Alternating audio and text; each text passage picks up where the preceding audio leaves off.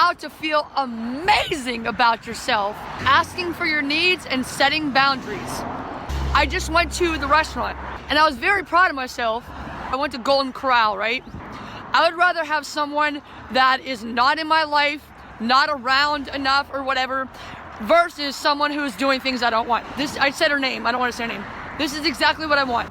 I said, look, this is how you can get a good tip. Just leave me alone, just don't come over here. Like, even when there's plates, when I'm gone, you can get the plates when I'm gone. So I said to myself, I know she's gonna do it anyway. I said she's probably gonna do it anyway.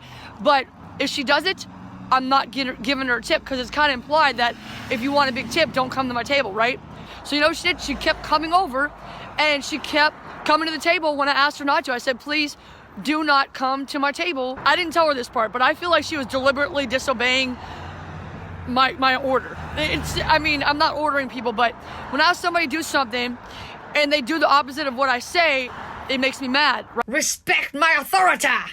So when I was leaving, I first prayed about it. I said her name. Let's say her name is Sarah. She spoke, she's like, oh, you're leaving?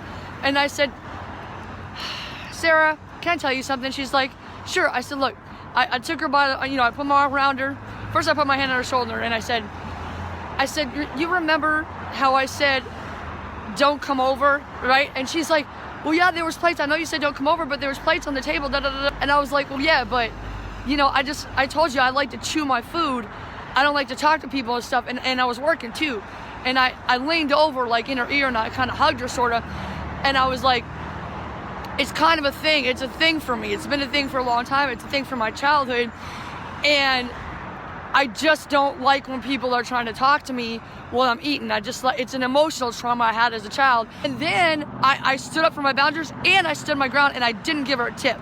I'm so proud of myself. It was awesome, man. I feel so good about myself right now, because I was talking about being integrated with yourself. Like, don't be synchronized to society, be integrated with yourself. Love yourself, be synchronized to yourself, and then you'll be good. But I'm so proud of myself. I'm so proud of myself, asking for my needs. Man, that is the hardest thing I've ever had to do.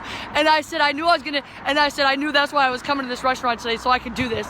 So thank you, Jesus. Thank you, Liberty. Thank you to me. And then I just did a great YouTube episode. You can do anything you want to do, and I'm the living proof. Liberty v. Justice. No period in my V, because my victories never end, and yours don't have to either, my friends.